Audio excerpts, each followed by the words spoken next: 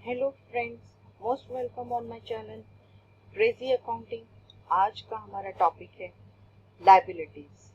आज हम जानेंगे कि क्या होती है लायबिलिटीज और कितने प्रकार की होती है। आज हम पढ़ेंगे internal, external, contingent and current liabilities. आशा करती हूँ आपको मेरी पिछली वीडियोस काफ़ी अच्छी लगी होंगी और आप मेरी ये वीडियो को देखेंगे।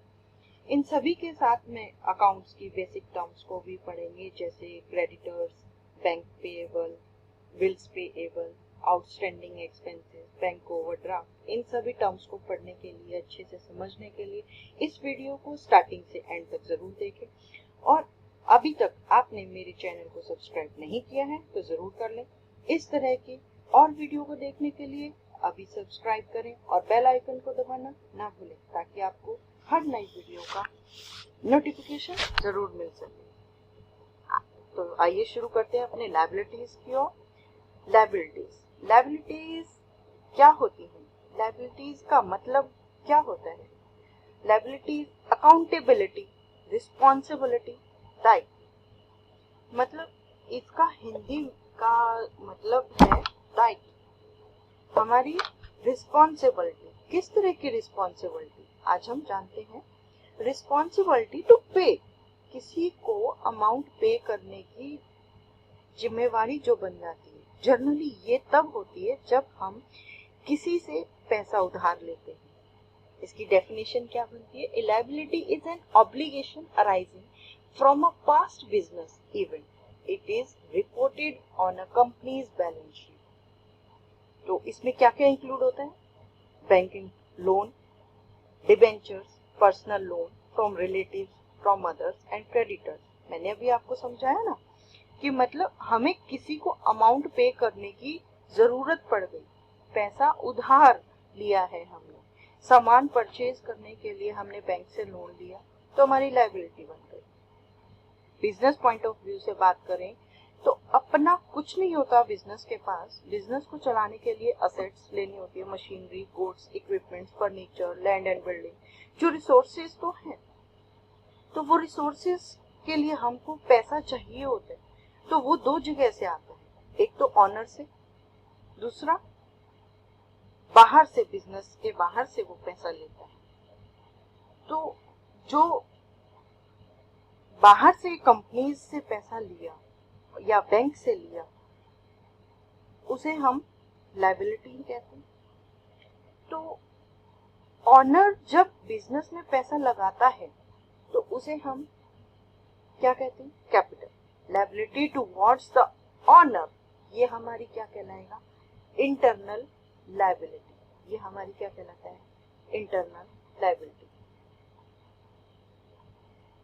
इंटरनल लायबिलिटी हमने खुद ने पैसा लगाया, और बाहर से जब उधार लेता है, बैंक से लेता है या फिर गुड्स क्रेडिट करता है, बिजनेस की रिस्पॉन्सिबिलिटी बन जाती है कि पे करना है ऑनर के अलावा दूसरे और पर्सन के लिए भी है। तो external liability, external liability towards the owner, means owner के अलावा जो हमारी रिस्पॉन्सिबिलिटी बन जाती है पर्सन्स को पे करने की।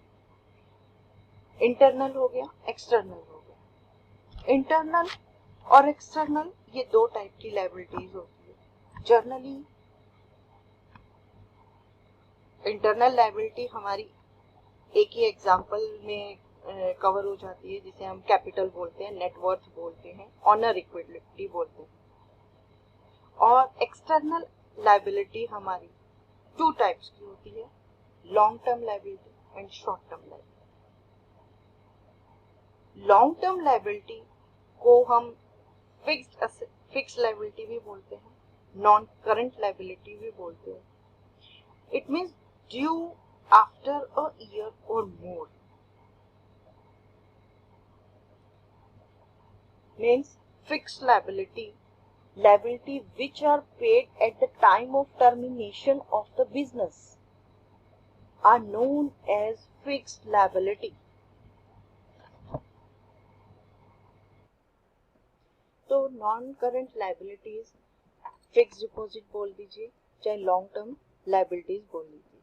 Means due after a year और मोर। इसके नाम से ही हमें समझ में आ जाता है कि हमारा ये फिक्स लायबिलिटी है ये लॉन्ग टर्म लायबिलिटी मीन्स जो हमारे पे करने की रिस्पॉन्सिबिलिटी है, हमको कई सालों के बाद पे करनी है।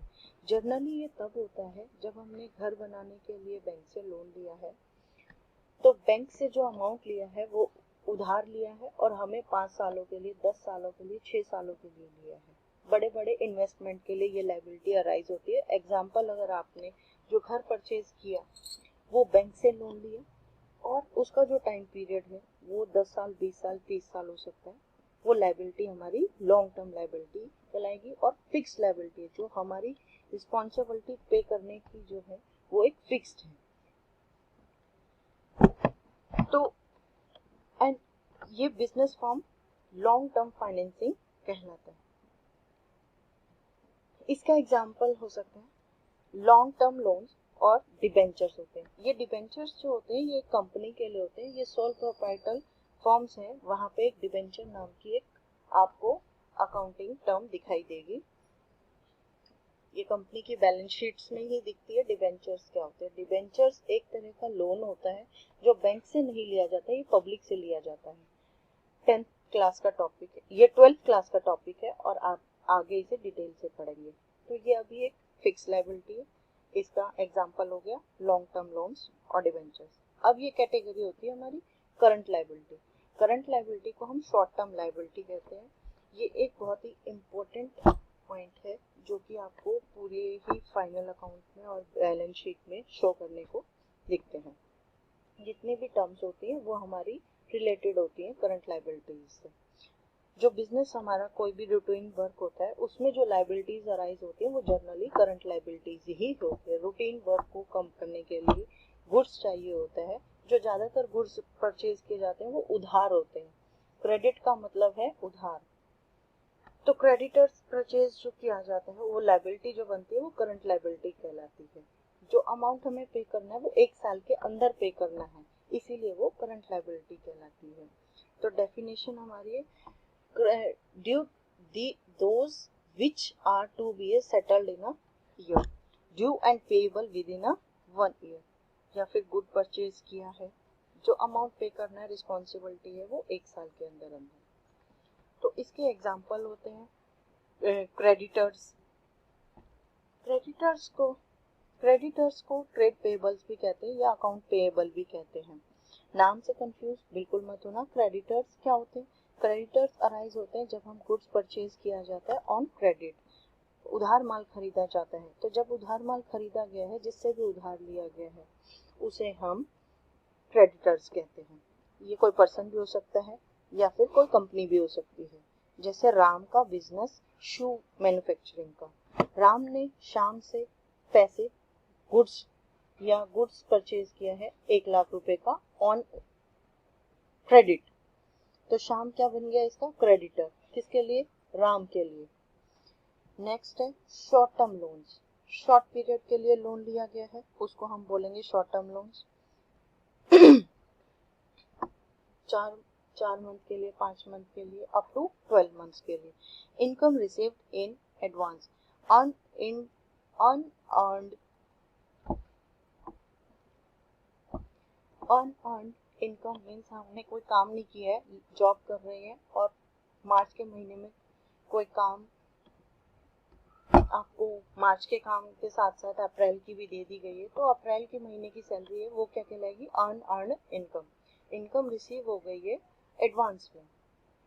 ठीक, उसी तरह से ऐसी इनकम जैसे हमने अभी काम किया नहीं है और पेमेंट पहले मिल गई है, उसे हम क्या कहते हैं?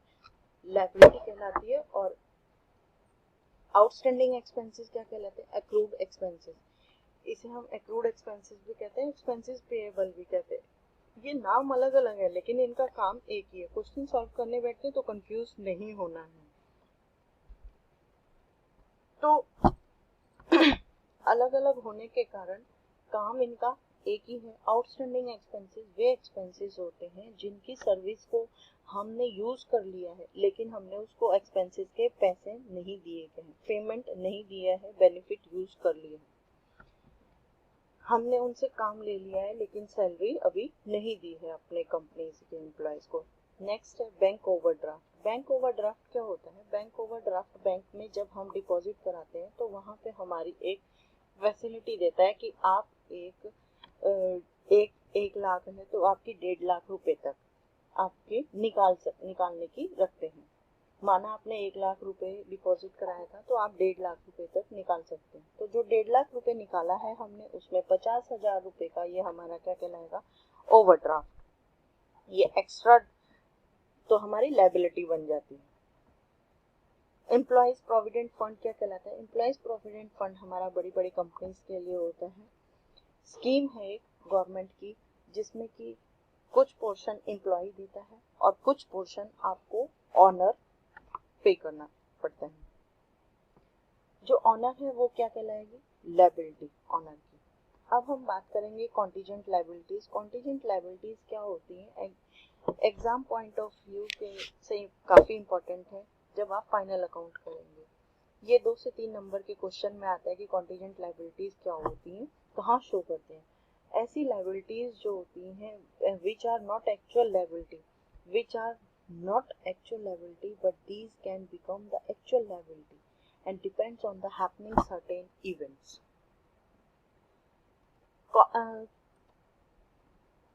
तो बच्चों को ये नहीं पता होता कि ये कॉन्टीजेंट लायबिलिटी क्या होती है और कहाँ इसको शो किया जाता है। कॉन्टीजेंट लायबिलिटी को समझना काफ़ी ज़रूरी है। कभी ये बैलेंस शीट में ज़्यादातर शो नहीं होती है, बट जो इसको नोटिफिकेशन में किया जाता है, जो कभी सिचुएशन पे डिपेंड होती है तब ये की जाती है। पता नहीं ये होगी कि नहीं होगी, ऐसी सिचुएशन होती है। कॉन्टीजेंट लायबिलिटी वो लायबिलिटी होती है,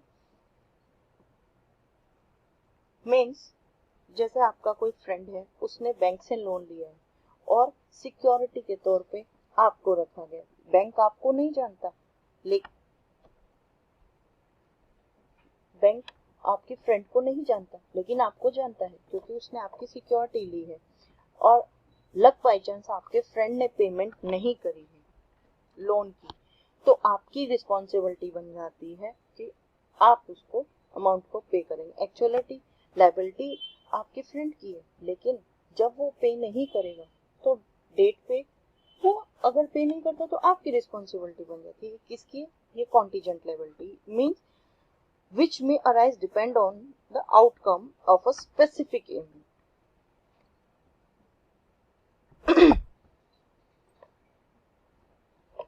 तो आशा करती हूँ आपको कॉन्टीजेंट लायबिलिटी समझ में आ गई होगी।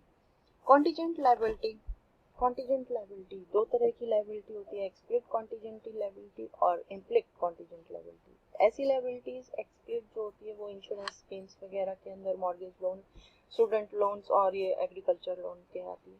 और इम्प्लिसिट कॉन्टीजेंट लायबिलिटीज होती है म्युनिसिपल डिफॉल्टर्स कहलाते हैं, गारंटीड पेंशन फंड होती हैं, ये सब इसके अंदर आती है। अब ये नॉन करंट लायबिलिटीज क्या होती हैं? अब ये नॉन करंट लायबिलिटीज होती हैं, ये bond payable, long term not payable, deferred tax liabilities, mortgage payable, capital लीजेस, ये सब नॉन करंट लायबिलिटीज में आते हैं।